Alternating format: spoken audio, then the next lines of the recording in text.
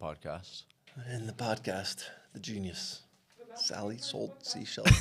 Seashells. Is that it? Everyone's okay. Yeah. Beautiful. Start on this one. See?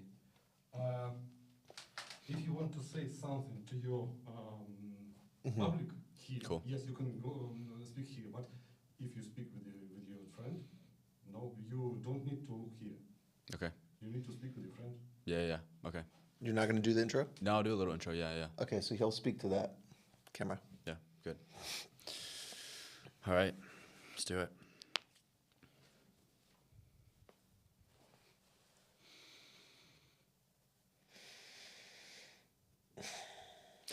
All right, guys, so today we have a very special guest on my first ever podcast that I've ever recorded today.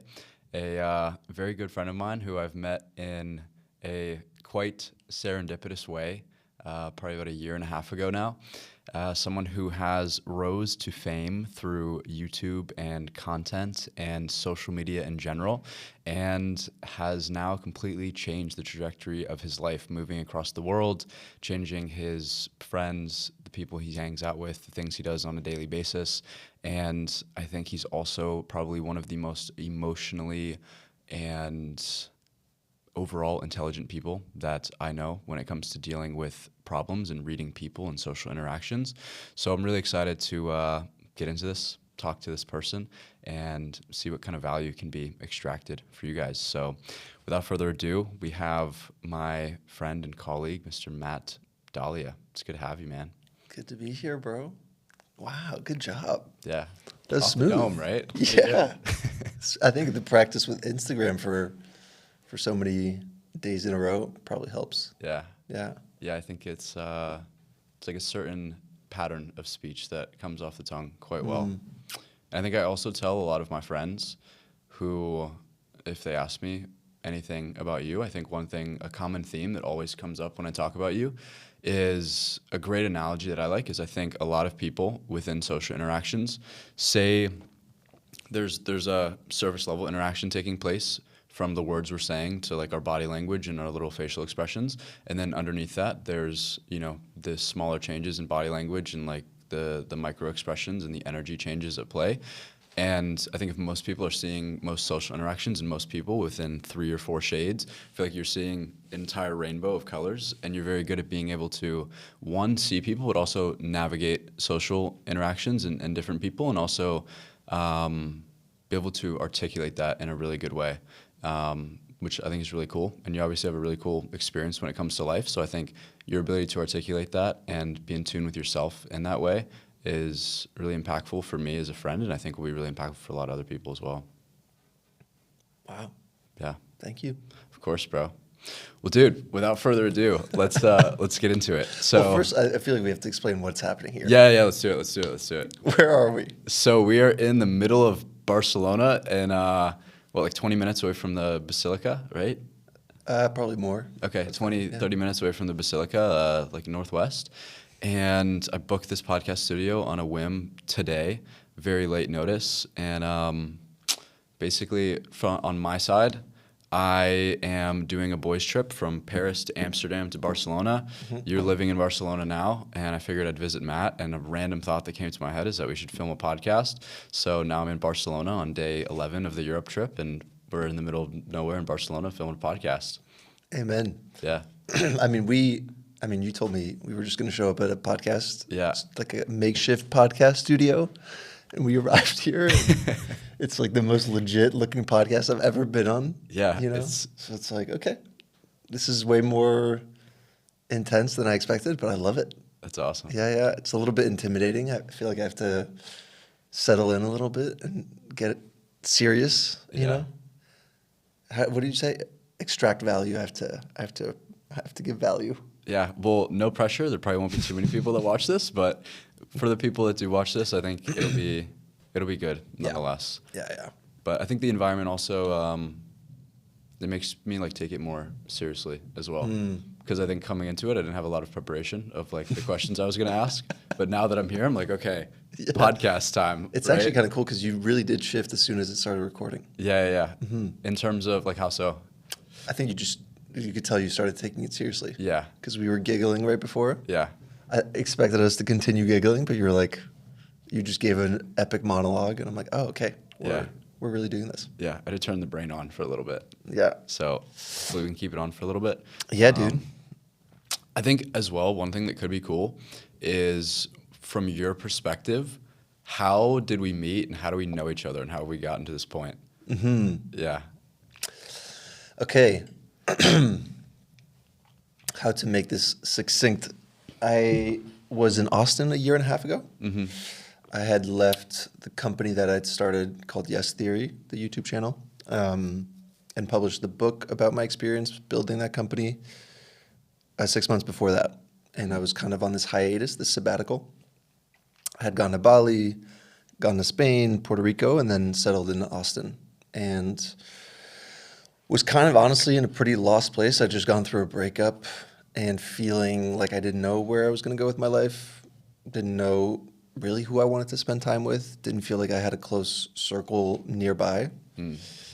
And I was spending a lot of time alone. And then one of those nights where I was literally eating dinner by myself at this like nice outdoor restaurant in Austin. Yeah. I remember you sat down in front of me and you put your tray down and you just kind of closed your eyes and you just took 3 long breaths and then just like reopened your eyes again and looked at your food with a lot of gratitude. And you looked like a 19-year-old kid. I was like, okay, that's kind of a weird thing to see a 19-year-old bro doing. Yeah. So I was immediately like, oh, that's an interesting guy. I feel like he'd be pretty cool. And then at some point you turned to me. Yeah. And you recognized me from YouTube and asked if you could come and sit with me. Yeah. And I was like, whatever, dude. Yeah, come hang. Yeah. And I mean, I don't remember what we talked about the first time. I don't know if you do, but do you remember? I think we talked a bit about social media, and we talked a bit about how I was making content, you were making content, kind of what you were up to as well, and then got deeper into conversations from there. Well, I think that's one of the things I was intrigued by you, that you left, or I guess not even gone to school. Yeah. Didn't go to university, Didn't go to university and had decided to pursue this content creation path. Building up your Instagram. I think by that point you had several 100,000 following along. Somewhere around there. Yeah. Probably. I'm in an organically grown as well in a short period of time. And coming from that world, I recognize how hard that is to pull off. So I think I was both impressed and kind of saw a little bit of my ambition as a young dude in you. And the same kind of questions that I was asking at your age, So immediately, I think I felt like a little bit of a big brother feeling around you. And just a sense of, you're a special dude, and I feel like there's a lot here. I feel like every time we sit down and talk, I mean, we just go off in all sorts of directions, and I think we probably did that day too.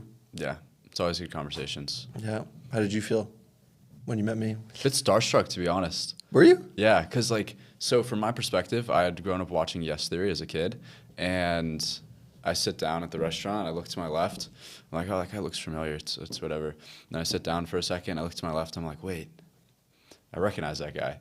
And then it clicks that you were from Yes Theory. And it's funny as well because probably 3 months prior to this, I was talking to my current business partner, and we were kind of struggling with directionality in terms of the business and kind of the things we wanted to do, where we wanted to go in life, where we wanted to lead the business, the things that we were prioritizing, our values, etc. And one name above all that kept coming up in terms of just doing cool stuff was Yes Theory. Like being able to travel the world, being able to do cool stuff, being able to kind of, live and experience life and get paid to do so while creating content was something that we were talking about quite a bit. And then 3 months after that, when I was living in Austin, Texas, I so happened to run into you, and it felt very aligned, which was very cool. So I remember leaving that interaction and exchanging numbers, and I was like, dude, no way, I just exchanged numbers with Matt from Yes Theory. That's sick. And I was like, cool, new friend. Yeah. Yeah, I was feeling pretty lonely at the time. Yeah. I think that's one thing that's really cool about Yes Theory as well is from the times that we have hung out in Barcelona or in the States, all of the people that have come up to you have been very interesting people. Whether they're my age, younger, older, I think the crowd that Yes Theory attracted and the people that recognize you because of that are all people that you seem to get along with really well, which is really cool. Do you think that's the case for most creators? You know, it's like whatever you put out, the audience, like if you put out yourself, you get back people who are similar kind of thing? I think so, yeah. Yeah. I think a lot of it is your audience is going to be an external representation of you and how you're representing yourself to the world. And I think if you're not representing yourself in an authentic or aligned way, then you're going to attract that as well. But I feel like with Yes Theory, and correct me if I'm wrong, it felt like you guys were representing yourselves and creating content from a very aligned place.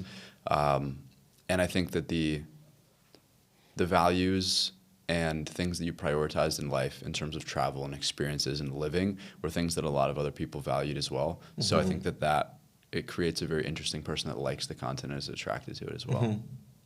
Yeah, I mean, the theme of the channel is get out of your comfort zone, right? Seek discomfort. Yeah. So you end up meeting a lot of people that have done quote unquote risky things, kind of like you not going to university, you pursuing the entrepreneurial path. And honestly, that was kind of the goal from the beginning with what we were doing is how do we obviously do the things we want to do and travel the world and meet a ton of cool people and have epic experiences. Yeah. But also we're going to get older and we're going to get eventually tired of doing this, which happened to me. Yeah. And so how do we inspire or help younger people, you know, who are coming up after us? And for me, I would always tell the guys, like, the dream is to be 40 years old and meet all these like young entrepreneurs, artists, creatives of some kind, even like politicians or whatever, who are fans, you know, who subscribe to the philosophy, to the channel. Yeah. And to connect with them, you know, potentially invest in them, help them again. You know, it's like creating this kind of ripple effect. I think for me was the thing that excited me the most always. So when I met you, and like you said, when people come up, you know, and introduce themselves, and this has happened to me around the world, oftentimes they become the people I hang out with the most. You know, like I go on adventures with people who have watched us for years because they get it. And like you said, yeah, they're on the same wavelength. So to me, you know, out of all the gifts that starting this has given me, I honestly would say that's the best one. Like some of my best friends, like truly the reason I have even my close friend group here in Barcelona is because on my third day here, I was in a sauna and a dude recognized me and he became a really close friend. He introduced me to his friends and they became my friends. That's awesome. And now we just hang out, you know, go on a bunch of trips together. We're going to freaking Russia in 3-4 months, you know, because one of the girls is Russian. Yeah. It's like, I mean, I didn't expect to do any of this. Yeah. It's kind of like out of nowhere. So, yeah, I think it's pretty cool to just experience the global community, I would say. Yeah. That is really cool. You mentioned something that I really like, which is the concept of being able to create a ripple effect through the content you're creating and the people that it's impacting. When you originally were going into Yes Theory and creating this vision and creating content, do you think that that's something that was a goal in terms of why you guys were doing it and what you're trying to create? Or that was more so a byproduct of just trying to do cool stuff, film cool videos, get views, you know, increase engagement? Like, what was the motivation behind it and what did that look like? I mean, twofold. Both selfish and also trying to be selfless. I mean, I think when you're that, like, when I see you, you're 22. Yep. You know, I was 23 when I started. I think a guy in his early 20s, generally speaking, has this, like, I gotta prove myself mentality. I gotta conquer the world in some way, shape, or form. Like, I'm leaving the cocoon and I'm not a made man yet, and there's just like this pulsing energy inside of me. Yeah. And I think we just had that, you know, me and my co-founders, there was just this feeling of there's a whole world to see. There's a million experiences we want to live. We feel like we don't know anything. We don't have any money. We don't know how the heck we're going to do this. Yeah. But we also don't want to necessarily believe what's been taught. Like, we want to see it for ourselves. You know, I think it's this, like, people can tell you, like, money won't change you. you know, or like, you know, it won't change your life, or, you know, like this place is a certain way or these people are a certain way. I mean, but those are just like individual perspectives or stereotypes. And I think the more, I mean, again, not to repeat the message over and over, but the more you get out of your comfort zone, you start to realize like all these things that you've been taught or all these things that are quote unquote obvious or known are actually subject to your own perspective. You get to decide how you feel about the world and, you know, the interactions you get to have, and like the outcomes get to be your own, you know? It's like taking charge of your life. Yeah, creating autonomy through getting different perspectives and seeing that you don't have to stick to just one thing that's been programmed into you. That's what it sounds like. Do you feel like that's the biggest thing you took away or learned from Yes Theory as a general rule of life? The biggest takeaway from Yes Theory. Biggest takeaway from Yes Theory.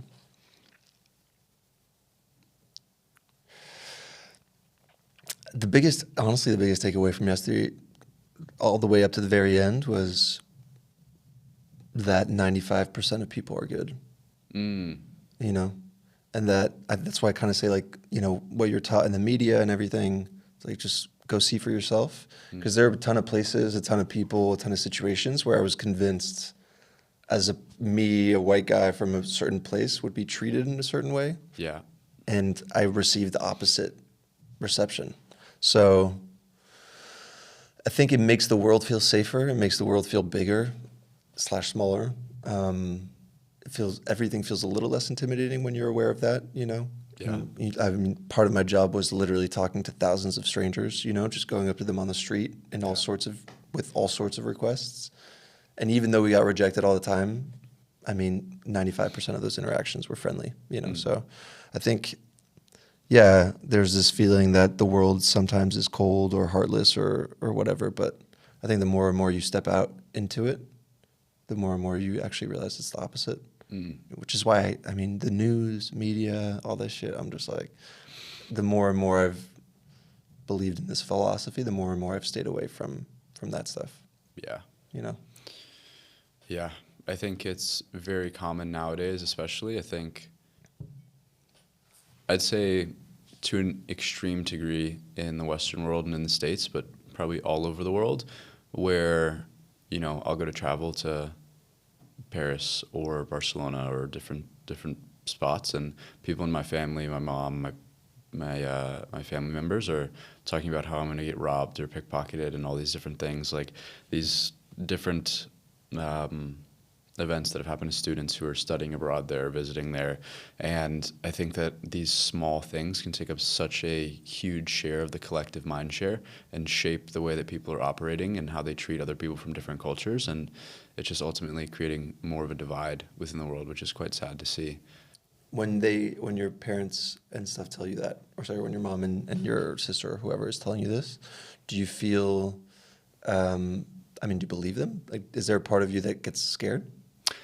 I think so, because I think there's a part of me where it's like they care about me and they're older than me and they have some sort of perspective on the world. So I think I take what they're saying and can take it with a grain of salt, where it's like, okay, as a mother, her job is to make sure that I'm safe, and therefore her job would be to give me the resources and the information and the knowledge necessary to, if I were to go to a place, make sure that I'm staying safe. But I think as well, knowing that as a mother, especially living in the States, it's very easy to be perhaps a bit more safe than you would have to be, taking that into account as well. So it's a balancing act for sure. Because when was the first time you left the States? The States? By myself, probably a year and a half ago. Right. Yeah. So around the time we met? Yeah. Did you go to Italy first? Went to Mexico for a retreat with some friends. True.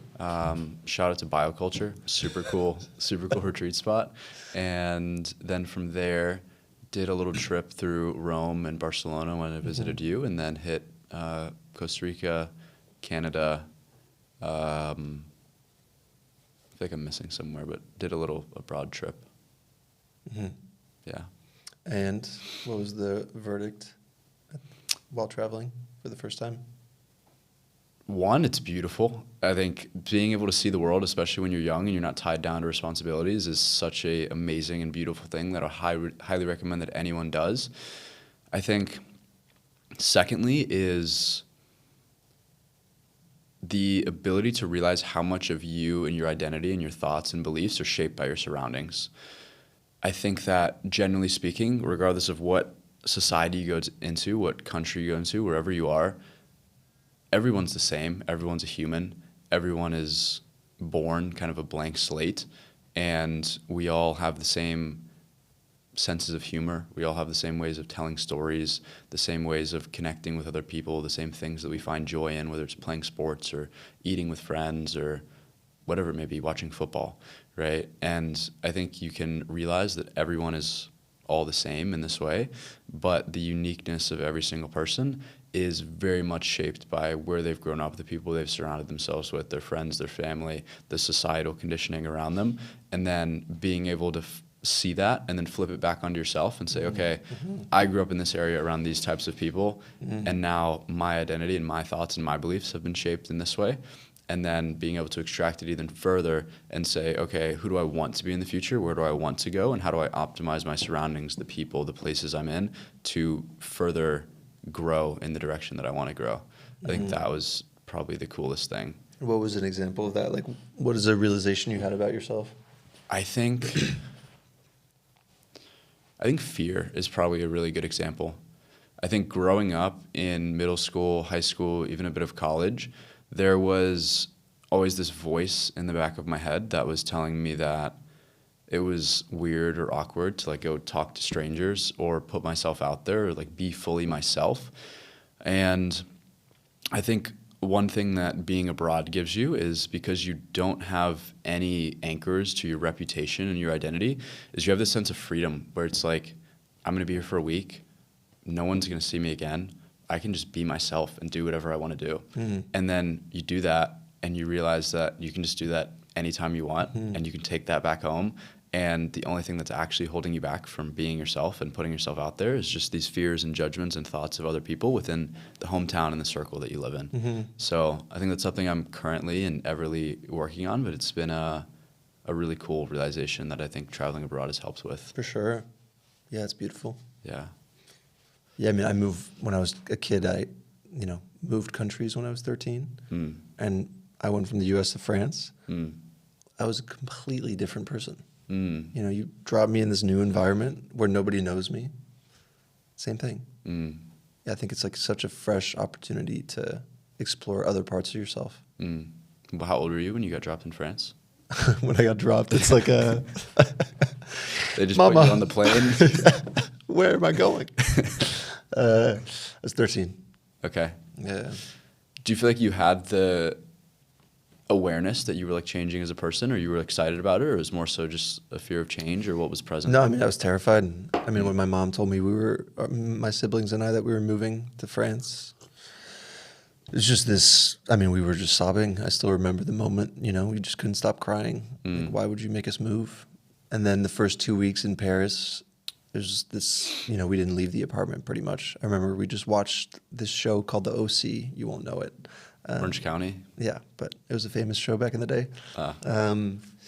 And just watch reruns of it just to kind of get a sense of like the States, like as if we were still back home. And then I got put in this international school, and almost within a few days just realized like, oh, all these kids are like me. Like, my dad's Puerto Rican, my mom's French. I come from like a Lebanese, Corsican background. My name was super weird. Like I never fit in really in the U.S. And all of a sudden I was with a bunch of international kids from, South Korea, Italy, freaking, I mean, you name it, China, who also came from mixed backgrounds. So I felt like I found my tribe, and kind of like you're describing that freedom of being yourself. I got to explore that part of myself, like all these guards of the tough kid, kind of faded away for that year. Like I didn't have to protect myself so much. Yeah. And I think ever since that year, I've chased that feeling, you know, of like, when am I that way? With who? And in what situations and what environments? And I eventually realized living in the US, I was not able to put my guard down. Like my guard was always somewhat up, no matter who I was with. I think just the environment of that country, you know, I spent most of my life there, created some kind of hypervigilance, some kind of anxiety. And I can go back to the trauma of moving, because I moved twice. First time from France when I was 7 to the US, or just in general, American society is very intense in many ways. And then when I moved here to Barcelona, almost immediately, same thing. I was like, whoa, I feel like just my whole nervous system settles. I mean, I guess you kind of described the same thing when you get Very here. calming here. Yeah. It's very calming. I feel like you come here, it's like Tuesday at 2 p.m. Everyone's outside having lunch with each other. I feel like everyone's very open to talking to one another. No one's in a rush. The sun's out. You have beaches. You have snow. You have mountains. Like you have everything in Spain, and it's Move here, Jake. This is a podcast convincing Jakey to imagine we could just do the pod. We could. You could. The studio. You could go out to the clubs like you do. Yeah. Jakey goes out to clubs till 7 a.m. Yeah. And then we could just record like we did today. Yeah. If this podcast gets 1 million views, I'll move out to Barcelona. Wow. Big deal. Big deal. Big deal. Big deal. Is that a serious handshake? I might have to cut that out of the podcast, to be honest. It sounded cool in the moment. What is stopping you? That's a good question. I think... Before you continue, you have everything you need here. Like, in terms of your body is telling you that it feels good. Because this is the thing, what happened to me is I lived in Los Angeles all of my 20s, so from your age pretty much until I was 31. And I so badly wish I'd left earlier. I so badly wish I'd moved to Europe earlier. You know, and the guys will tell you the same thing. I mean, they're based in Paris now. And when they got there, they were like, what were we doing? You know? Like, what were we thinking just being out there for that long? And I think there's this feeling of, I got to be in the big city, kind of like we were talking about last night. Like, I got to be in New York, I got to be in LA, Austin. Yeah. Without recognizing the fact that, of course, being in those environments is helpful for connections and networking and stuff. But one, you can travel to those places anytime.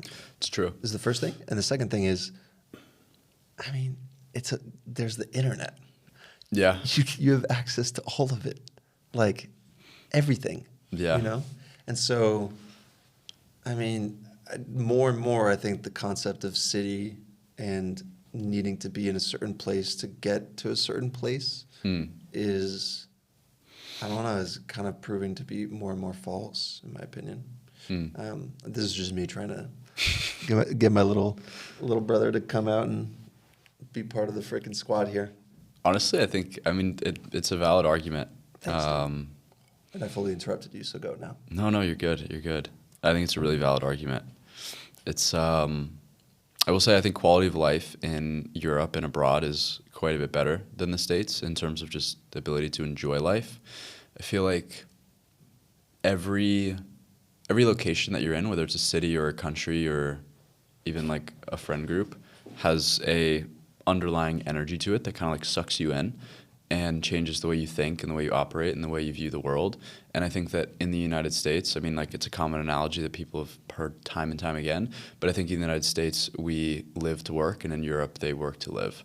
So they're not necessarily worried about getting the six-figure investment banking or consulting job out of college and then being able to get married and have kids by 25 and be a VP before all of their friends. It's just like, hey, I have a job that pays the bills and allows me to provide for my kids, and now I'm going to go to happy hour on Wednesday with, you know, my friends from work and enjoy it, which I think is quite beautiful. But caveat, I think in terms of, I think one of the ways that I like to make decisions is in terms of optimizing for the most optimal choice if I were like a player in a video game. And I think generally speaking, if I want to optimize for the quality, ambition, and intellect of the people around me, so that that place can shape me into someone that I'm more proud of becoming, and someone that I think I would enjoy life more being, then it makes more sense to be around those people, not only because of the self-actualization piece of who I'm becoming, but also because of the network, the intellectual stimulation and curiosity, all the different people that are doing cool things in terms of startups or business or content or whatever it may be. I think the pace of life as well. Mm-hmm. I feel like I was telling you this, but I feel like if I moved out to Barcelona, I'd just like chill, you know? I'd just like, I'd be 22 and I'd be like, all right, I'm retired, you know? Do you think so? People work hard here. I think it would be easier. I think you just see me and you're like, Yeah. I'm going to end up like Matt, just going to drawing class. Yeah, calisthenics, drawing. Salsa class. Yeah. Mm-hmm. Maybe. I think it'd be easier to chill and enjoy life, but I still think there'd be like this thing inside of me that's like, I need to do more. I need to like, you know, I need to work on something. But I don't know. That makes sense. Yeah. Yeah. I mean, to be honest, I'd probably do the same thing if I were you. Yeah. I'd go to one of those cities. Yeah. Because it is the kind of thing like you don't know until you go. Yeah. Yeah. And it's true. I mean, I say, you know, I kind of regretted staying in LA so long, but I mean, so much of my network comes from that city, you know? Yeah.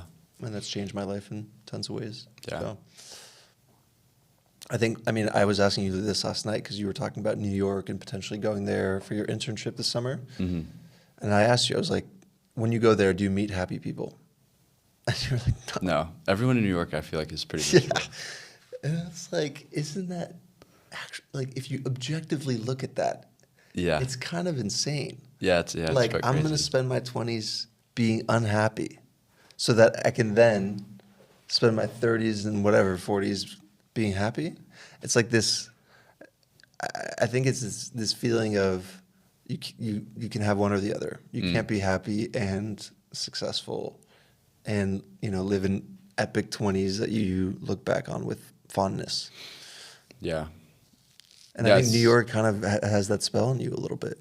Like, and not you, but just in general, Yeah. people. Where That's it's super like fair. just grind until you freaking burn out pretty much. It's just super unsustainable. Yeah, I agree. And I think Barcelona, for example, is slower.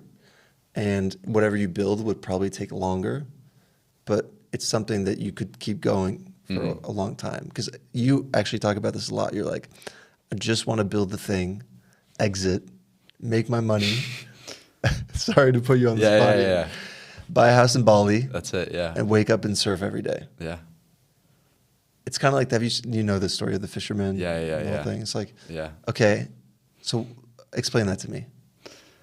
I think in a lot of ways, getting what you want out of life gives you the permission to fully enjoy life because you're no longer avoiding the game, but you've beaten the game and now you're enjoying it out of the freedom of being able to do so. Because if I right now go move to Bali and just surf and say, screw everything, I'm going to work at a shack making $500 a month and just enjoy life, then it's like I've kind of opted out of the game. And I've said that this thing is too stressful, too difficult, too, like I couldn't figure out how to get there another way. So I'm just going to go live here. I think it's the same concept of like in monasteries, there's tons of stories, and I don't know if this is every monastery, I don't know the specifics, but people will try to become monks, and then they're like, no, you must go into the physical world first and become extremely successful, and then if you still want to renounce all of it and then become a monk, then you can become a monk. And I think it's a similar thing, where a lot of people want to become a monk because the real world is too difficult and it's a scary game. So like, I want to just focus on, you know, myself and my inner world and growing spiritually. But I think the whole game is like there's a spiritual game within the growth of entrepreneurship and growing and financial success. And then if you still want that, then you have the option to do so. I think it just gives you more freedom to be able to do it, if that makes sense. Yeah, it makes sense. Yeah.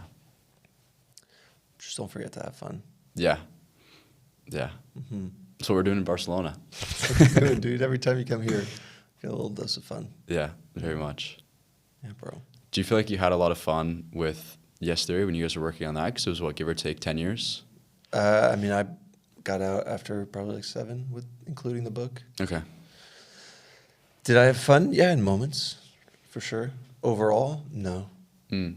No, I mean, obsessed with outcome, obsessed with success, always stressed about money, always stressed about losing views or subscribers or how to like come up with the next great idea, the next viral idea.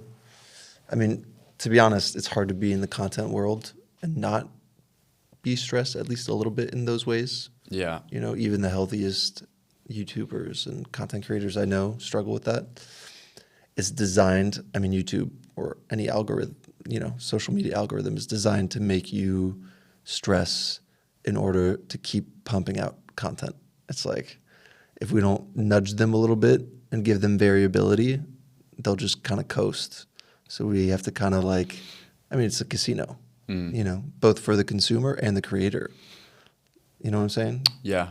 It's like, how's this video going to do today? Ah, fine. And then the next day the video, you know, pops off. Yeah. Sometimes the video will randomly pop off. Our most watched video didn't do great in the beginning. After like a few weeks, it randomly got recommended and just soared. What does that do to your brain? You know, you're like, wait, what the fuck? And you just keep refreshing, like your brain's just on fire. It's a drug. It's a drug. You know, so it's hard to have fun when you're in that environment, right? I think that's the struggle of the modern creator or the modern, whatever you want to call it, like worker who works online. Is just you're subject to an algorithm that wants to mess up your brain. Yeah. And that's like when you describe the game, to me, that's what I think about the game. It's like we were just constantly trying to beat that game. You know, it's like thumbnail, title, you know, like how do you spice it up constantly? And the videos, I mean, to me, the most fun moments were actually when the camera was off. I mean, I talk about this in the book. I've talked about this on podcasts, but I think when it was real, when there wasn't a performance, you know, obviously sometimes you catch some epic moments on camera and it's really satisfying. But for me, it's like the 2 a.m. hangout after dinner when we're getting to know the stranger we just met that morning, and we're just cracking up. Like that's to me what I cherish the most, for sure. The stuff that people didn't see. So ironically, the stuff that people did see that seemed really fun was actually the stuff that for me was more just work, you know? And I think part of the burnout and part of the confusion for me was, wait, when I watch these videos, I look like I'm having fun. Yeah. So why do I feel like I'm just exploding and just wanting to lay on my couch on a Sunday afternoon and not see anybody, and you know, I feel depressed. What do you think that was? Part of it is just internal work I didn't realize I had to do. You know, a lot of therapy, and I think the other part again, yeah, it's just the system and how it's designed. You know, and now I mean I'm just the happiest I've ever been. You know, I just feel clear in my brain, and I love the impact that this kind of stuff can make. You know, recording and being sent out to millions of people. But I'm also aware of how much it takes, like not in terms of work, in terms of like soul. You know, it takes your soul without you noticing. Yeah, that's the scary part. Agree.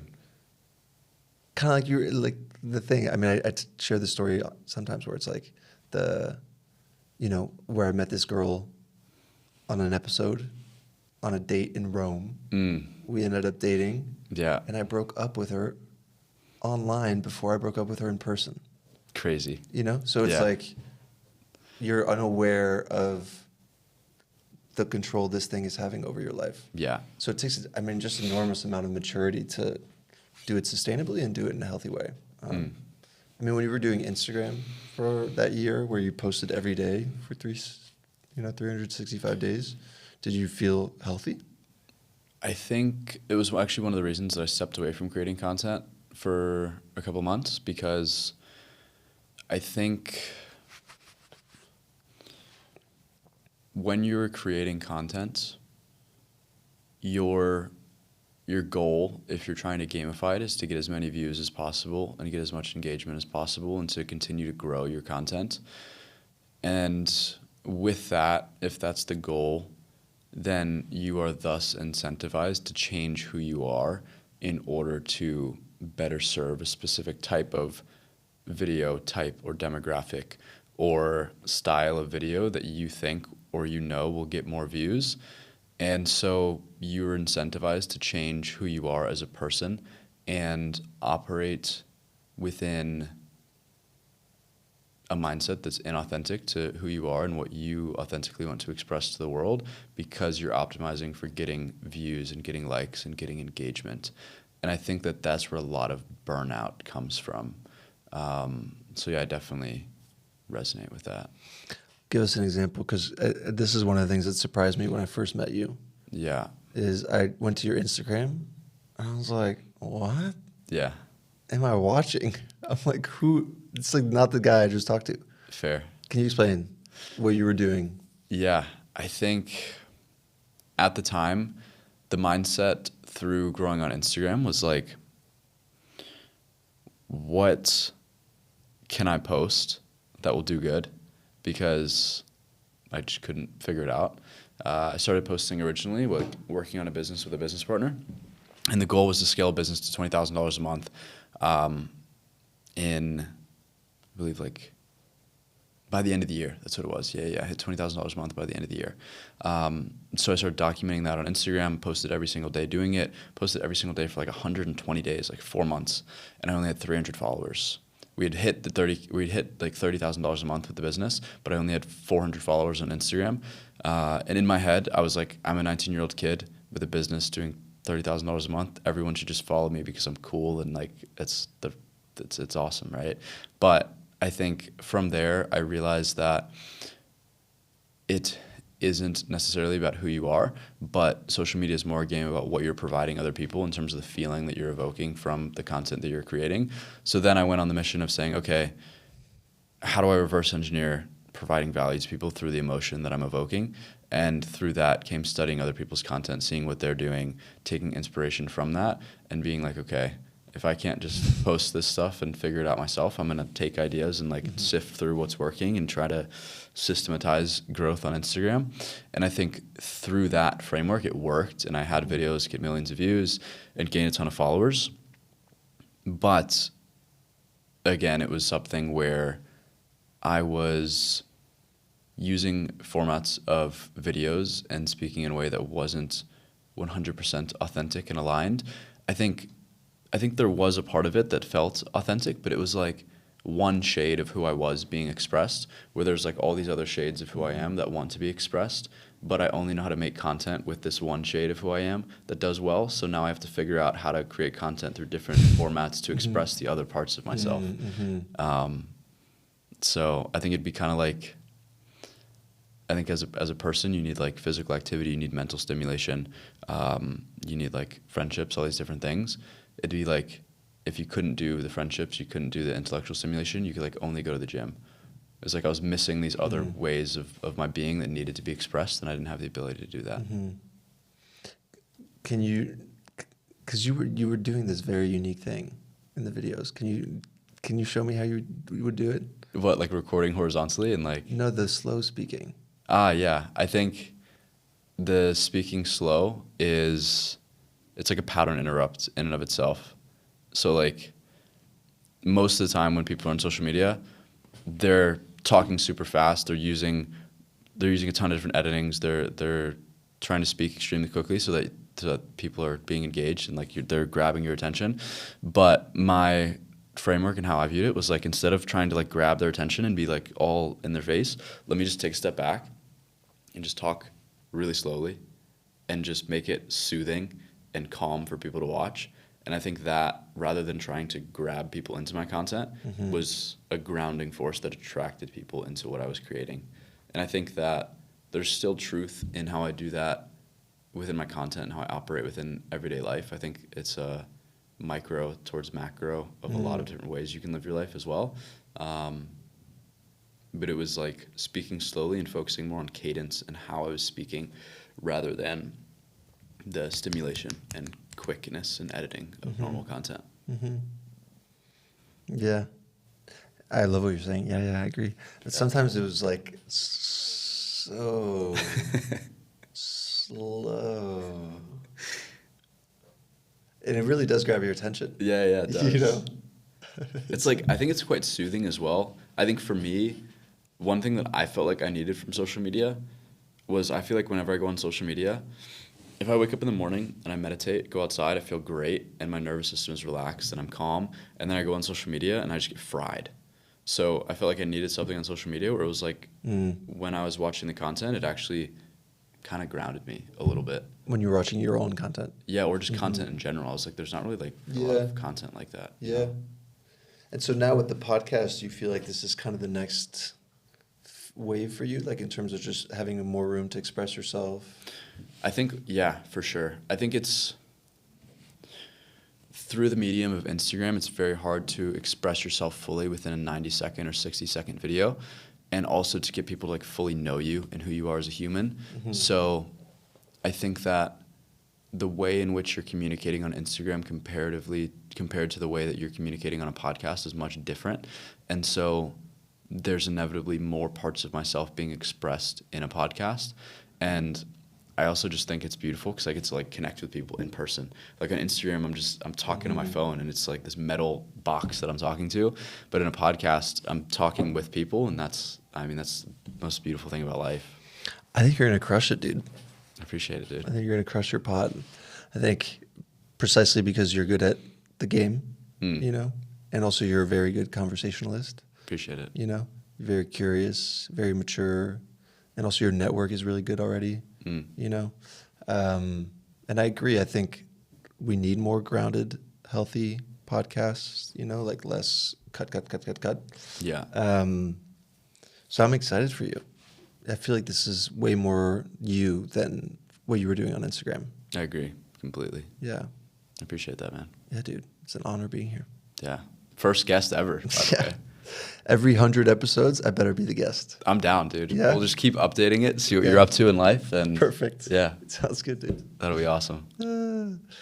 So I think one thing that could be cool to talk about, perhaps we could...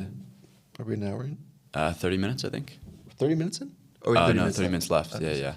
I think one thing that could be cool to talk about is like perhaps the overarching story of like you're 20 years old, you were a dishwasher at a restaurant in France, and then you started Yes Theory at 23, and then within 6 months we're like on the homepage of Snapchat making a ton of money, moved out to LA, great life, and then for 7 years, obviously there was a period where you left Yes Theory and 7 years of creating videos, but like maybe a quick overview of that, and then what are you doing now? Like you're now moved out to Barcelona, you moved out to Bali for a bit after you left Yes Theory. Now you've completely moved your life out to Barcelona, you've started writing, you've started doing, calisthenics and hot yoga and all these different things. So what's going on now? What's new in life? So you want me to give the summary of my time in Yes Theory? Yeah, maybe like now? a quick summary and then like how it transitions to now. Okay. Yeah, I mean, I'll give the very short summary because it's obviously a long story. Yeah. But yeah, 23 years old, I was dishwashing in Montreal, Canada, and I'd started a bunch of different little businesses on the side that never really took off, and slowly came to the realization that YouTube was the way to really promote whatever you wanted to do. You know, it's like whether you had an idea or a business or something, like it was important to understand how YouTube worked. And I met a guy named Thomas who had his own little YouTube channel where he was doing kind of like skits. And I was running my own little clothing company at the time. And I essentially said, like, I'll help you with your videos if you help me like at the end of the videos, will promote my clothing company. You know, it's like, okay, this is a YouTuber. This is amazing. He has like a few hundred subscribers, but you know, who knows? Maybe one of the videos would pop off. Yeah. And then in the process of filming, you know, the first video we filmed was Dancing with Strangers. So it was the middle of winter in Montreal. Just went out in our t-shirts, you know, and just freaking went up to strangers with a boombox. Nice. And started dancing. It was like a 2-minute video. But it was the first time in my life that I really met somebody who had the same kind of entrepreneurial spirit and this feeling of like all in, you know? We'd go home after the shoot and just like for hours be talking about other ideas and just excited about where we could take it. Like he saw the potential as much as I did, which I tried to start other businesses with other people, and I had never found anybody like that. It's actually quite rare to find somebody like a co-founder that's like, a fuck yeah, you know, just like an all in. And so we started filming more together, decided to do a project called Project 30, where we do 30 things in 30 days that we'd never done before, all in Montreal, all over the summer. And as that project was starting, 2 other guys came in who were also all in. Amar was one of them and Darren the other, and just became this brotherhood, you know, just around the idea of getting out of our comfort zones. Like I said earlier, just this feeling of wanting to prove ourselves, wanting to see what we were made of, like what happens when we go out in the world and challenge what we've been taught. Questioning what's possible. You know, can we meet this person in a day, like a celebrity? You know, like I remember the guys met Trevor Noah in a day, just through sheer will and connections and stuff. I mean, imagine you're just hanging out and you're like, what if we tried to meet this person? You know, it's like, wow, it's actually possible if you actually try. Yeah. Like it was kind of the feeling of like, oh wait, shit, like this was an idea this morning and now we have footage of us in it, you know, doing it. Yeah. So I think the more and more that started to happen, the more and more we started to realize what was possible. And the bigger and bigger the ideas got, the bigger and bigger the dream became. Yeah. And I think people started to, you know, within a month of us filming, I mean, we had around like 1,500 people following, but, you know, they were like very, very engaged. You know, we did a meetup in Montreal and like 15 people showed up. Wow. You know, so it's Very like, cool. oh, damn. And then, yeah, Snapchat found out about us, wanted us on their homepage, flew us out to LA, gave us like, I mean, a home, an audience on Snapchat that transferred over to YouTube. And the ideas just kept increasing in scale. So we moved to LA after about 6 months, and that's where things just took off. And Yes Theory really, I mean, became about these kind of going after these impossible ideas and making friends with strangers. But for me, at least, it was really about community more than anything. It's like, okay, so if the theme is getting out of your comfort zone and talking to strangers, like how do we incentivize our own community to do that with each other? So constantly, if you look back at our earlier videos, it was just like, this isn't about us. This is about you guys connecting, you know, and following what's true for you. So just through repetition and insisting that they connect with each other, I think we built this just like, I mean, epic online community. I mean, we would have creators 10 times our size asking us how we build such an engaged community. You know, like why are they organizing their own meetups without you in like the hundreds? You know, it's like, what the fuck is going on? So I think maybe, you know, when I look back on it, my dad actually was in town the other day and he was like, what's the thing you're most proud of from what you built? And I told him, I was like, the knowledge that there's literally, I mean, millions of people who have connected, at least online, from us doing this, and then probably maybe like 100,000, maybe more, who have become like really close friends through this online community. And like a ton of them got married, a ton of them have kids, a ton of them, you know, are living together or whatever, like did projects together. Yeah. So it's this feeling of like, wow, you know, had this thing not existed, all these people wouldn't know each other. That's kind of wild. Yeah. And kind of epic. Really and I cool. kind of understand why 5 years after, I mean, 4 years, I guess. Technically, yeah, because I left and then wrote the book for 2 to 3 years. So like, I guess 5 years since I truly left filming, that I still get, you know, those interactions, those people coming up and saying, nice things about how it's impacted them. So that's what happened. And then, yeah, I mean, I built this thing, eventually realized that I was constantly anxious, constantly feeling like I just didn't know really who I was. I didn't know what I liked outside of this thing that I built. Everything was a group. So if I was doing one thing, we were doing one thing, and kind of like the boy band effect, you want to eventually leave the boy band and challenge yourself in a new way as an individual, less as part of a team. Yeah. Like I wanted to understand who I was. And so I wrote the book about the whole experience, and then just kind of went on this year-long sabbatical to try and get an understanding of what I enjoyed. And I think the instinct in it, I think when you build the big thing, the instinct is to feel like I got to build the next big thing right away, and I have to know what the thing is. And if I don't, then I'm just a has-been. Yeah. Like for the rest of my life, I'm going to be talking about this thing I did in my 20s. Fuck, dude. Even when you're asking me these questions, I'm like, okay, here we go again. I'm still talking about it. But at this point, I've worked through it enough that I don't mind. Yeah. I think for me, what I realized, because I was kind of in a panic state after I left, trying to come up with these ideas. The realization I had was I'm not going to come up with my purpose here. It's not going to work this way. The only way I can get to this thing called purpose is by paying attention to this internal compass, And that internal compass isn't going to say like, okay, you got to make your podcast. At least not right away. The internal compass is like, what if we tried drawing? Or what if we tried salsa dancing? Yeah. Maybe rock climbing, and it's more this like perking up, like, oh, that's interesting. Or like, what if, oh, that book looks interesting.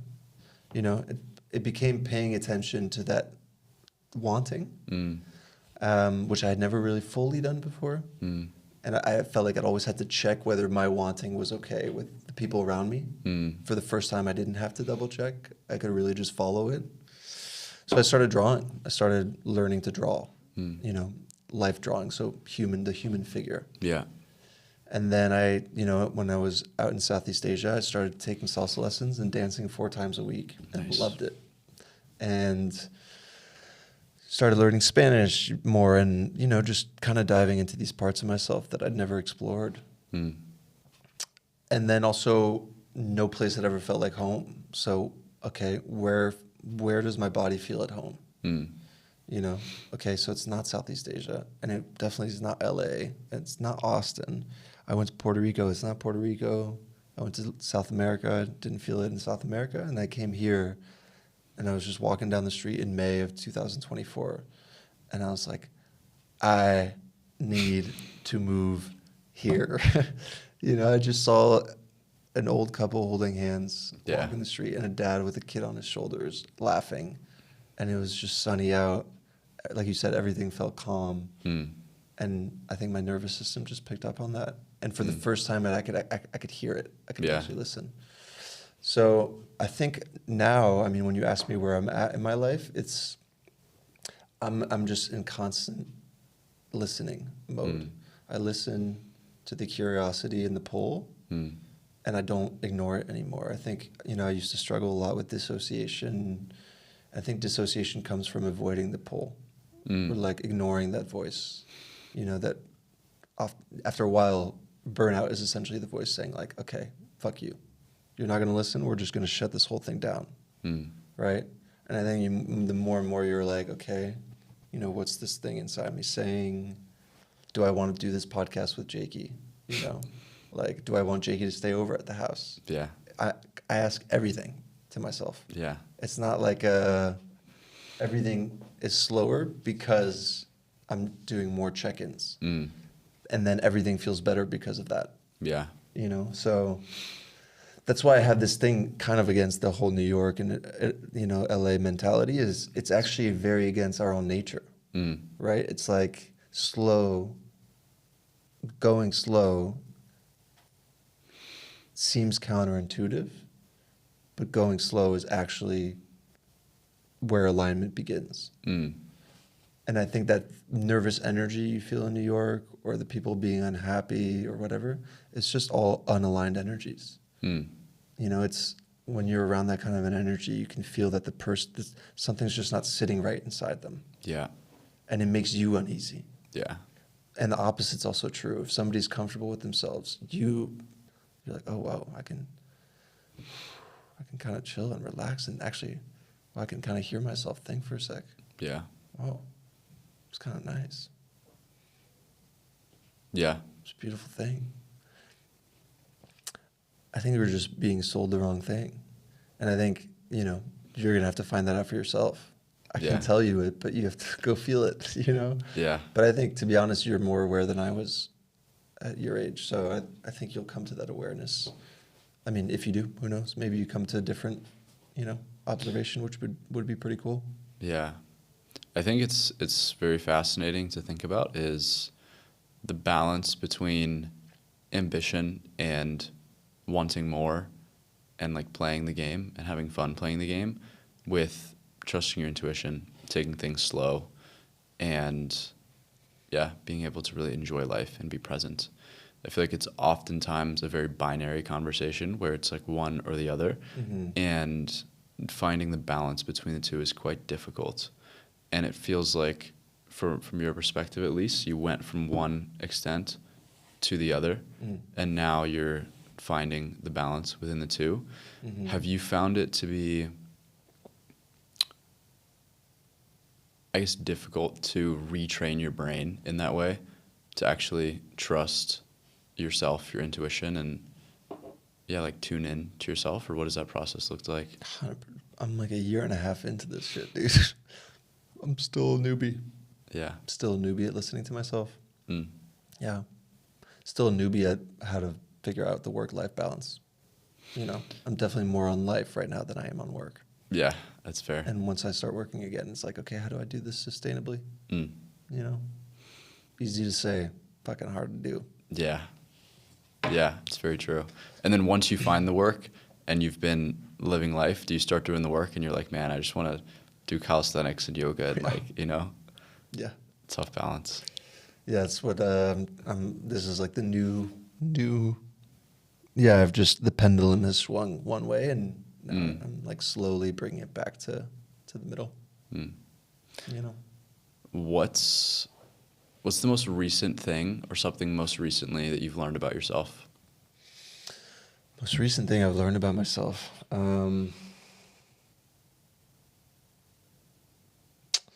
I'm not who I was in high school. Say more. I think for up until pretty recently, was operating from high school insecurities, which usually entail a lot of what people think about you.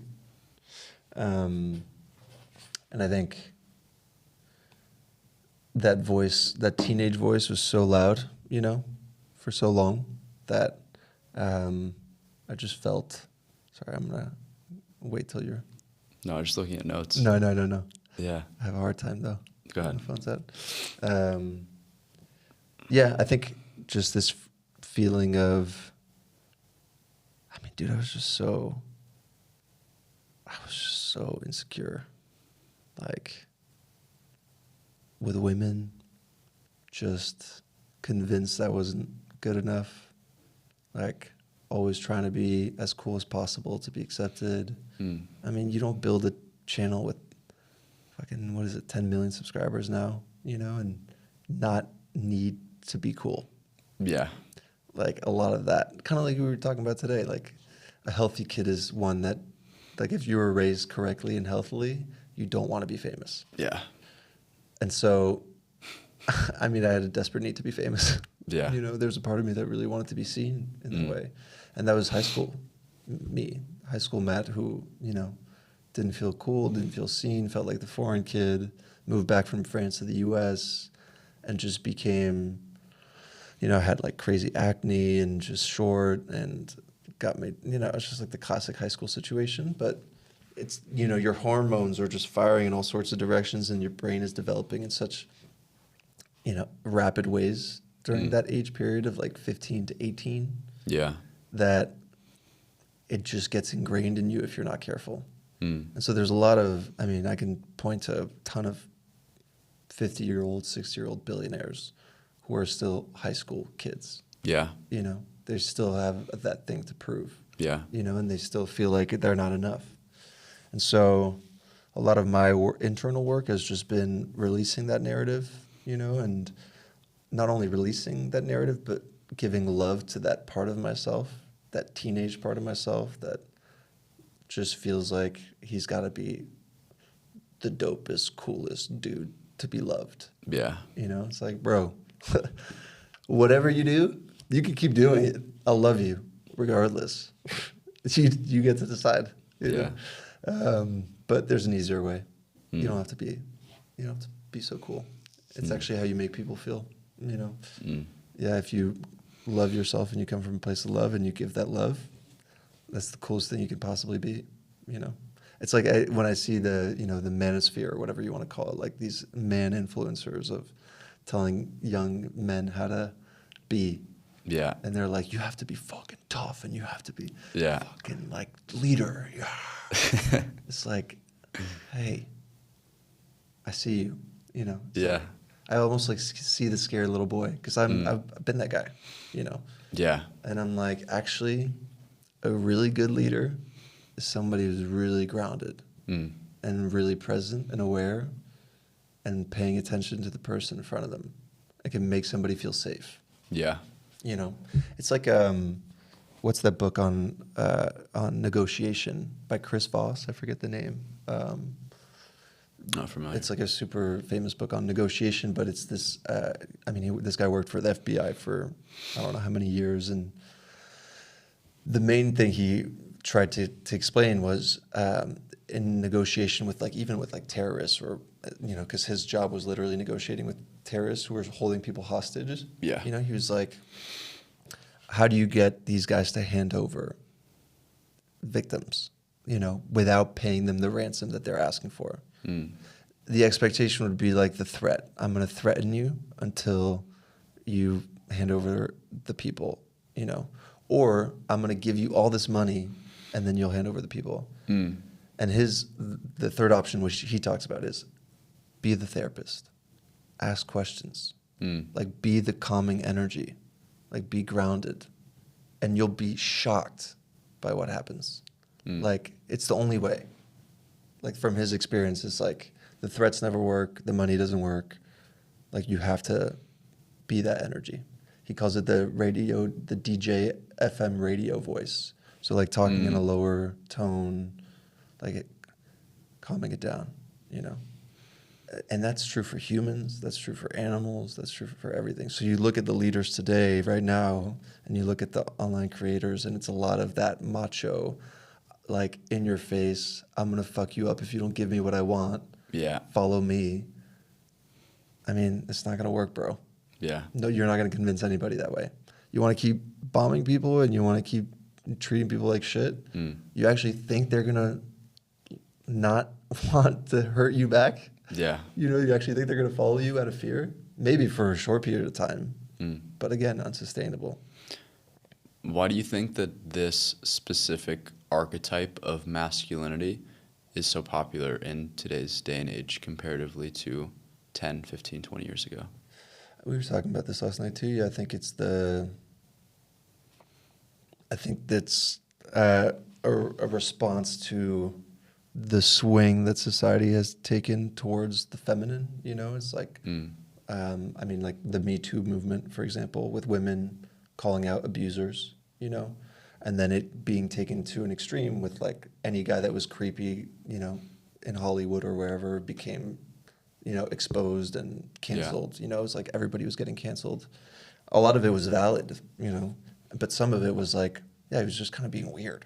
Sure. And I was saying this to you last night. It's when you're a teenage kid, dude, and you're trying to figure out how to talk to girls and engage intimately with a woman, you're going to be creepy. I'm sorry to tell you, you're going to be fucking weird. Yeah. I was weird. Every guy I know was weird when they Yeah. were a kid trying to flirt with a girl and Yeah. kiss a girl. And so I think that kind of movement frightened a lot of men and kind of put them in, like isolated them and contributed to actually a lot of anger. Like, I can't express this like animal instinct that I have, so I'm gonna just take it out on the person, you know, on women. Yeah. And just society, or whatever you want to call it, the matrix, like the system in general. Instead of like being able to process my emotions and being able to like practice being a man in a safe space. Yeah. So I would say, honestly, yeah, you kind of brought that up too yesterday. That's the biggest thing. I mean, honestly, it's really your generation that I mean, you guys aren't having sex. It's true. You know, you're not having Not sex. drinking, You're not having sex. Like, the birth rate is crashing. So clearly, I mean, men are confused. Yeah. And scared. For sure. And so what's the easy answer? Andrew Tate. Yeah. Or HS, or these guys who are just like jacked, strong, and like telling you how to be as a man. Yeah. Because we don't have other examples. You know, and like my dad for me is an example of a grounded man. You know, just like so loving, so smart, so kind to my mom, been married 35 years. Like, respects her with his whole heart.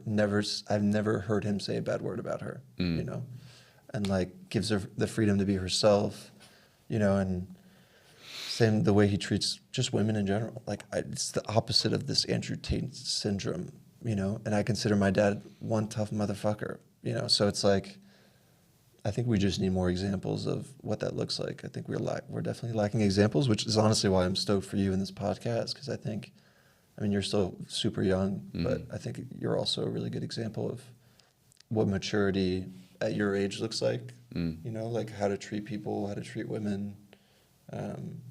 Yeah, which is why I'm super psyched for you, dude. Yeah, I appreciate that. Yeah. Yeah, it's an exciting thing to be able to be a part of, I think. I think to what you said, there's certainly a divide in, I think, Gen Z and younger generations where, yeah, there was kind of a movement towards feminizing men, I think, a bit. And then as a response to this, we have these people like, you know, that are very masculine and in the manosphere that we've responded to. And I like the analogy that you used of this like dormant primitive energy, where it feels like every man has this like primitive energy as the animal that they are inside of them. And I think in society, it's very frowned upon to express that unless you're playing sports, unless you're doing combat sports, unless you have something that's actually, you're able to express it and it's okay. And I think if you don't have that, then you kind of just have to turn it off. And then it creates this internal resentment towards everything around you. And then it has to like get out somehow. And I think eventually it's just like the pendulum is swinging one way, it has to swing the other, and inevitably the other way that it swings is not beneficial for a lot of people.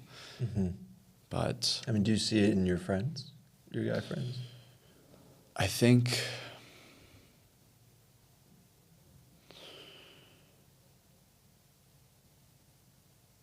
it's dependent upon the people that they're surrounded with and who they look up to. I think that humans are naturally mimetic in nature, meaning that they create their models of who they are and how they act and their mannerisms and how they think based off other people that they look up to. And so I think that if you have a good framework for what it is to be a man, then I think you're in a pretty good spot if you're not getting sucked in by what social media is telling you it's like to be a man. But I think the dangerous game is that a lot of the things that we see on social media about what it means to be a man, and granted, I'm 22, I'm figuring out what it means to be a man, but I do think that there's a lot of aspects in social media where it's like 80% and 90% of it is true, and then that last like 20 to 10% is like kind of crazy. And I think that's where it gets blurred, because there is certainly an extent, I think, to where like as being a man, I think it's great to like be able to protect and provide and like be able to be a masculine force in a room where you have a presence. But again, taking it to the nth degree, that extra 10 to 20% I think can push it over the line a little bit. So I think, again, for people in my generation, if they don't necessarily have the proper people to look up to, mentors, father figures, people in churches, whatever it may be, then they're going to inevitably find these people on the internet and see them as the ideal version of what it means to be a man, and then create their memetics off of that. Do you feel like your dad taught you a lot? I think so, yeah. I think as a response to that, I will say, I think my dad taught me and gave me a great framework for what it means to be a man and be able to hold space for friends, family, and yeah, like what a masculine energy looks like. I think he was a very type A, masculine type of person. But I also think that with my dad passing when I was 16, there was a hole in, okay, I'm moving into this transitional period of my life where I'm actually becoming a man, and this kind of like primitive energy, if you will, is turning on more so as a man. And now I don't necessarily have the person to lead that energy or guide that energy. So I think social media was certainly a big driving factor into like teaching me and me learning about what it meant to be a man and what that looked like as well. So I think both are true. Yeah. Yeah, I mean, that talk about an 16 for that to happen. I feel like that's just like prime age for, I mean, you're just transitioning into from boy to man slowly, you know? Yeah. Which is honestly why sometimes I'm surprised that you're so well adjusted. Because I'm like, I feel like what happened to you and your dad like would have just broken a lot of kids, you know? Just having to be the man of the house at a young age. And I think that's why I'm just so proud of you, you know? Like, it's amazing who you're becoming, and, you know, he's so proud too. I appreciate that. Yeah, bro. It's amazing, you know? And I think the more and more you sit down and have these conversations, like, I'm excited to see the people you bring on that can set that example, you know, for more and more people. Yeah, 100%. Yeah. I'm excited to see it as well, and I appreciate the kind words. Yes, bro. Yeah. We got 8 minutes, so Nice. I got some questions I think could do quite well for like clips. Okay. Yeah. That's what I was looking at. Oh, baby. Oh. Anything else or anything like we talked about where you feel like we like didn't go fully into something, or there was like an open? I feel great. Cool. Yeah, I think you're doing great. Sweet. All right. I got a clip. I get two. Okay. One is, after spending a decade of your life creating content, what do you think that's taught you about human nature?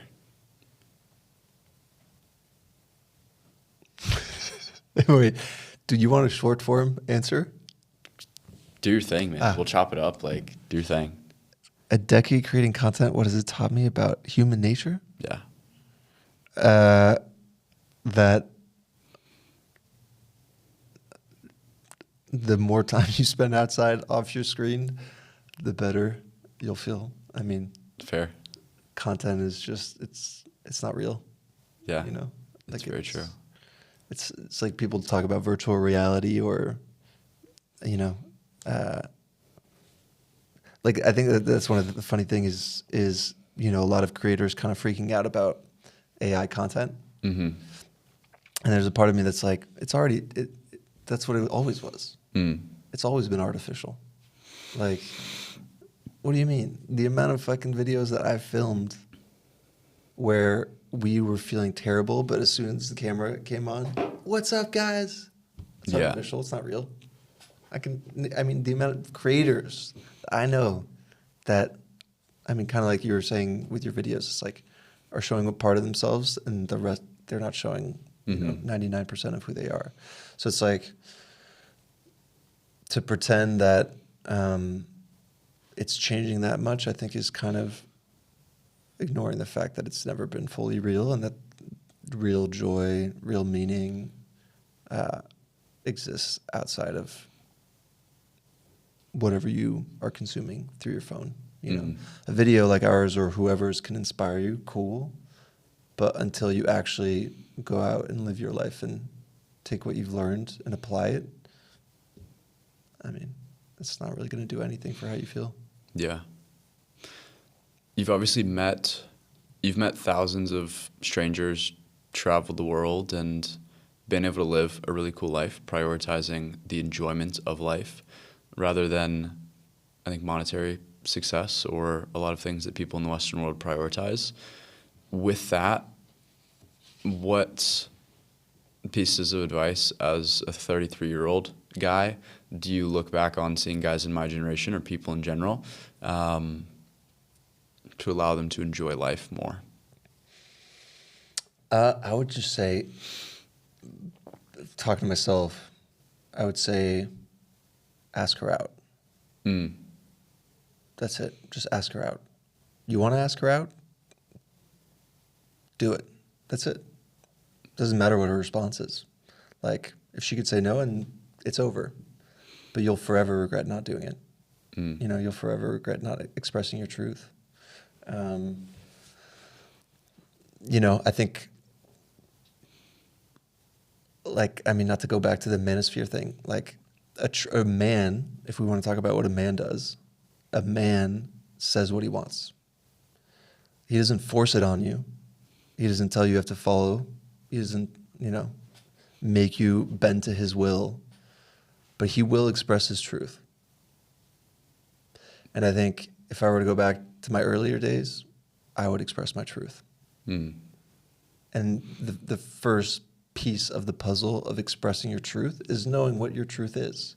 So if you're fully dissociated from your feelings and your gut and your intuition, I mean, of course you don't know how to express your truth. Yeah. So first get still, tap into your emotions and your feelings, and maybe your truth is, I'm scared.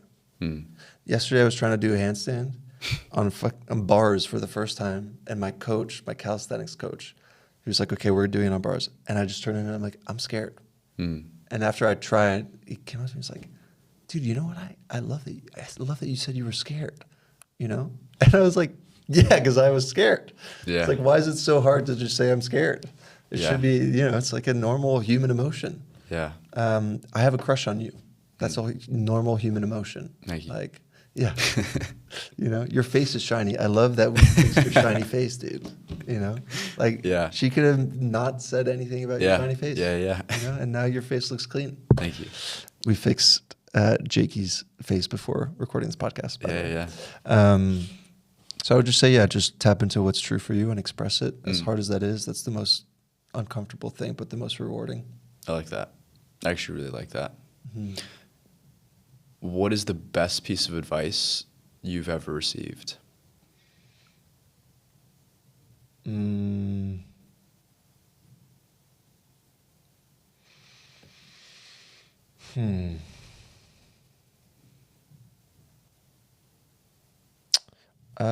Just to not give like a generic answer here, I'll actually relate it to content, which is hide the vegetables. Is what our mentor would always say when we were making videos. He's like, people are going to want entertainment, you know? But if you're going to give them entertainment, you might as well give them something meaningful. And so bring them in with what they believe will be entertaining, but then within it, spread a positive message or a lesson or something educational, you know? And I think that kind of goes for everything. It's like, go a little farther than you think you need to in terms of putting a little more effort into a thing, you know? Like, you know, even this podcast setup, it's like, whoa. I mean, we could have recorded this at my place. The sun would be setting. It'd be with one shitty mic. Now we're in a fucking epic podcast studio. It's like, Yeah. cool. We went a little farther than I expected us to. And that feels good. Me too. I like that. Well, dude, I think it's been a pleasure being able to talk and pick your brain about the experiences you've had and the things that you've learned throughout your journey. I guess one last thing would be, what are you excited about right now? Like, in terms of the things you're working on, the things you're learning about, the things you're thinking about working on, what's exciting in your world right now? And is there anything people could do to support that or see what you're up to? Nah, bro, I'm just excited for you. Sweet. Yeah, I'm just happy with where I'm at and excited to see where this goes for you. Love it, dude. Yeah, baby. It's been a pleasure. Un placer. That was good. Good work, dude. Yeah. Sweet. Gracias. Yes.